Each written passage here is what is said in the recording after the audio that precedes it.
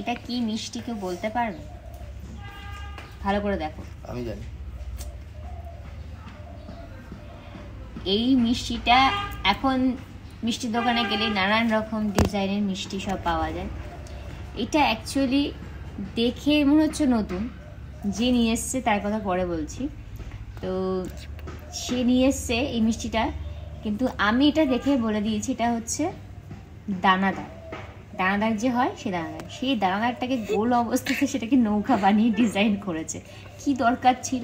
একই তো টেস্ট, এই টেস্টটাই কেন আমি এরকম নৌকা বানিয়ে আমাকে করতে, মানে মানুষকে দেখানো হয় এটা নতুন একটা মানে মিষ্টি, নতুন একটা মিষ্টি, কিন্তু বাদ বাকি খেলে বোঝা যায় এটা কি মিষ্টি। সেই দানাদার গোল মিষ্টিটাকে এরকম লম্বা করে নৌকা বানিয়েছে, বুঝতে পারছেন? প্রচণ্ড মিষ্টি। আর এই মিষ্টিটা নিয়ে এসছে আমার দাদা, ঠিক আছে? এমনিও মাথা ছিট আছে, ওই জন্য ওই পারে এরকম কিছু নিয়ে আসতে, যে দেখতে আলাদা হয়েছে মানে আলাদা মিষ্টি, কিন্তু ওটা যে ওই মিষ্টি সেটা চোখে দেখেও মানুষ বোঝে না, সেটার জন্য এই ভিডিওটা করা। আপনারা কারা কারা খেয়েছো বা খেয়েছেন বা খেয়েছো বলবেন, ঠিক আছে? এরকম মিষ্টি তুমি তো খেয়েছো, কেমন লাগে? খুব বাজে। আমি খাই মানে খুব বাজে।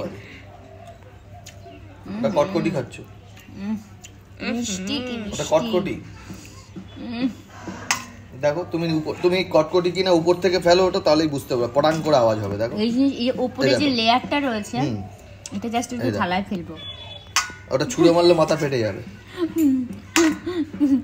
পুরো সত্যি কটকটি, কিন্তু খুব মিষ্টি। তবু আমি ছোটবেলায় দানাদার খেতাম বলে আমার একটু ভালো লাগছে, এই আর কি।